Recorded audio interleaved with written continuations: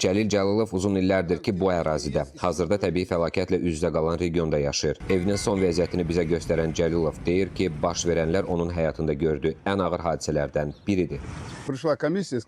Komissiya gəldi və bildirdi ki, bu ev artıq yaşayış üçün yararsızdır. Bundan əvvəl də su basmışdı. Su demək olar ki, pəncərənin altına qədər qalxmışdı. Gəlin içəri daxil olaq. Burada gördüyünüz hər şey sonradan təmizlənib. Qohumlar gəldi, kömək etdilər, hər şeyi yığışdırdılar. Bənd dağıldıqdan sonra vəziyyət daha da ağırlaşıb. Tavana baxın, bu palçıq izidir. Su tamamilə hər yeri basmışdı. Həmsöhbətim deyir ki, bu ərazidə illərdir belə miqyasda fəlakət görünməyib. Əvvəlki daşqınlarla müqayisədə bu dəfə baş verənlər daha dağıdıcı olub. Suyun səviyyəsi gözlənilməz şəkildə qalxıb və nəticədə evlər, həyətlər, təsərrüfat sahələri ciddi zərər görüb. Bundan əvvəl də daşqın olmuşdu. Bir həftə sonra yenidən sel gəldi. Düşünürdük ki, əvvəl kimi olacaq. Ən çox pəncərəyə qədər qalxar. Amma bu dəfə belə olmadı. Dedilər ki, bənd dağılıb. Bənd dağılanda oğlum dedi ki, İçəri girim, heç olmasa televizoru çıxarım. Amma sel o qədər güclü idi ki, ona icazə vermədim. Baxın, bu tövlədir. Görürsünüz, su nə qədər qalxmışdı. Hər şeyi yuyub aparıb. Hazırda ərazidə fəsadların aradan qaldırılması istiqamətində işlər davam etdirilir. Təbii fəlakətin yaratdığı fəsadlar gördüyünüz kimi hələ də var. 5 və bugün 6-cı gündür ki, Rusiya Fövqəladə Hallar Nazirliyinin texnikası ərazidən suyun çəkilməsini həyata keçirdir. Lakin bildirirlər ki, görüləcək işlər kifayət qədər çoxdur. Son günlər yağan intensiv yağışlar regionda ciddi fəsadlara səbəb olub. Daşqın nəticəsində onlarla evə ziyan dəyib, bəzi yaşayış sahələri isə tamamilə yararsız hala düşüb. Sakinlər illərdir belə bir təbii fəlakətlə üzləşmədiklərini deyirlər.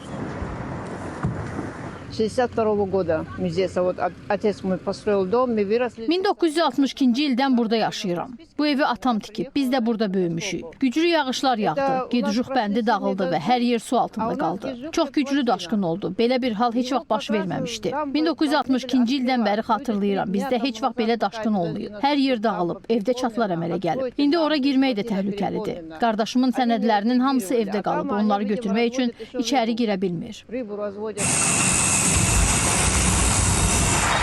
Sakinlərin sözlərinə görə sel suları qarşısına çıxan hər şeyi dağıdaraq həyətləri, evləri və təsərrüfat sahələrini məhv edib. Bəzi ailələr isə hadisə zamanı evdə olmadıqları üçün fəlakətdən xilas ola biliblər.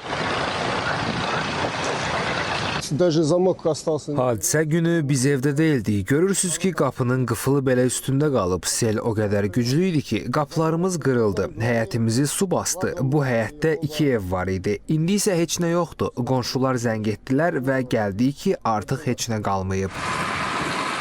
Hazırda dayandığımız bu ərazi selin ən çox ziyan vurduğu məkanlardan biridir. Göründüyü kimi bir vaxtlar yaşayış olan bu sahədə indi demək olar ki, heç nə qalmayıb. Evlər tamamilə dağılıb, həyətlər palçıq və dağıntılar içindədir. Ərazidə təmizləmə və bərpa işləri davam etdirilir. Müxtəlif bölgələrdən gələn könüllülər zərər çəkənlərə yardım etmək üçün səfərbər olunublar. Vəziyyət artıq yavaş-yavaş düzəlir. Biz də buradakı yardım işlərini demək olar ki, yekunlaşdırırıq. Kaspiysk şəhərindən öz istəyimizlə gəlmişik ki, qonşu şəhər və kəndlərdən olan qardaşlarımıza kömək edək. Əl-ələ verib yardım etməyə çalışdıq. Artıq traktorlar, yük maşınları gəlib.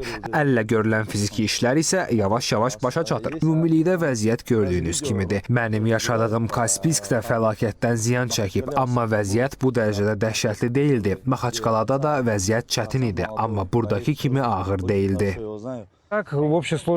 Biz buraya sakinlərə həm mənəvi, həm də maddi yardım göstərmək üçün gəlmişik. Əlimizdən gələni etməyə çalışırıq. Ümumilikdə vəziyyət çox ağır və dəhşətlidir. Ömrüm boyu bu cür vəziyyətin şahid olmamışam. Bunu heç kimə, hətta düşmənə belə arzulamaram. Düşünürəm ki, biz bunun öhdəsindən gələcəyik, bir-birimizə kömək edəcəyik, birləşəcəyik. Bizim yardımımız əsasən fiziki işlərdən ibarətdir. Bacardığımız qədər kömək etmək istədik. Məsələn, qarajımızda nə var idisə isə götürüb bura gəldik. Digər işlərdə, məsələn, qazıntı işlərində də kömək edə bilərdik. Bizə bu sahəni göstərdilər. Dedilər ki, burada işləyə bilərsiniz. Biz də nasusu quraşdırdıq, suyu çəkib çıxarırıq. Bilirsiniz, buradakı vəziyyəti sözlə ifadə etmək çətindir. Baş verənlərə görə insanın ürəyi ağrıyır. Əlbəttə, bu çox faciəvidir. Baxmaq belə ağırdır. Biz əlimizdən gələni edirik, kömək etməyə çalışırıq. Hazırda ərazidə vəziyyət qismən stabilləşsə də fəsadların tam aradan qaldırılması üçün hələ uzun müddət tələb olunacaq. Daşqın nəticəsində onlarla ev yararsız hala düşüb, sakinlər böyük maddi ziyanla üz-üzə qalıblar. Ən ağır olan isə insanların illər ərzində yaratdığı şəraitin bir neçə dəqiqə ərzində məhv olmasıdır. Hazırda əsas məqsəd əraziləri tam təmizləmək və insanların normal həyata qayıtmasına şərait yaratmaqdır. Zakir Musayev, Müşfiq Valayev, Azərbaycan televiziyasının Rusiya bürosu, Dağıstan Respublikası.